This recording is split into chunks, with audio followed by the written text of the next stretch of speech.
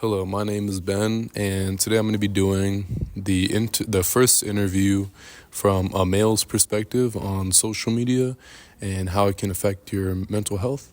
So we're going to be going over 6 questions, and who am I here with today?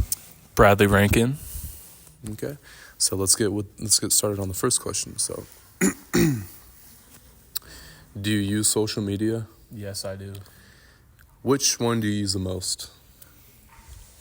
I use a lot of them, but I'd say I probably use Instagram the most. Instagram? Okay. On average, how much time do you spend like a day on social media? Probably like 3 hours. 3 hours. Okay. When using social media, what kind of content do you watch? I watch either like TikToks or like sports highlights or just kind of viewing people's posts and things like that. Okay. Do you often stay up late on social media?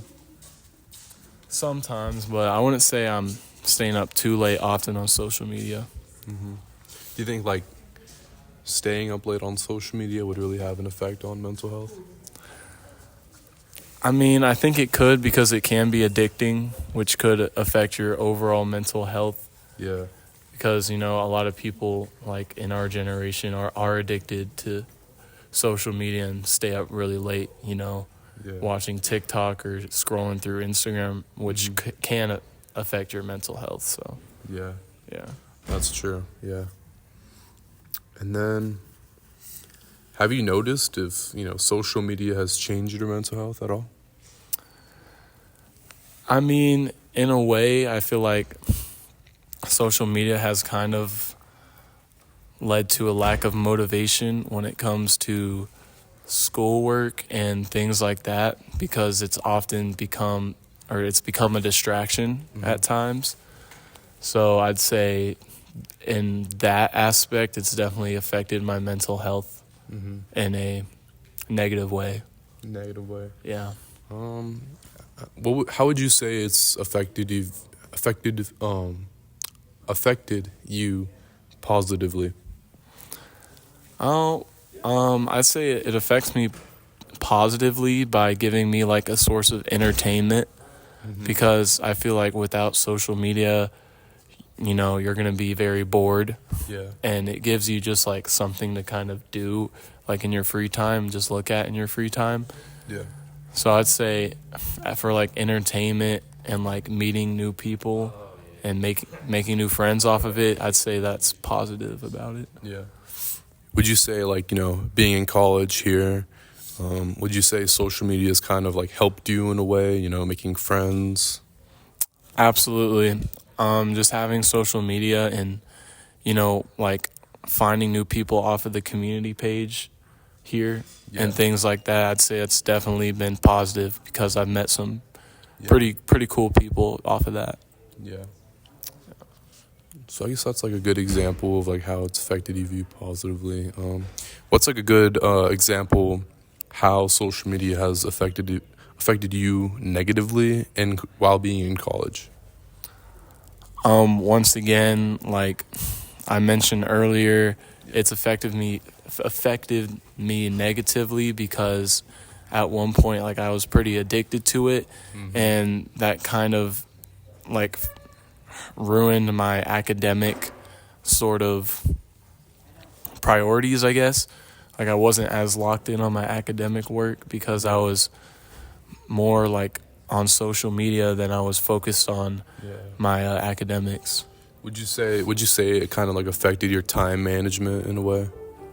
Definitely, because I'd often be late to certain activities because I'd be on social media or I just wouldn't have my like priorities straight because of social media. Yeah. So I just kind of wasn't focused on like what I should have been focusing on. Yeah. What are some things that you think that can help, finding a good balance between, social media and, real life and just, trying to, have a good amount of social media while still being able to do everything you need to do?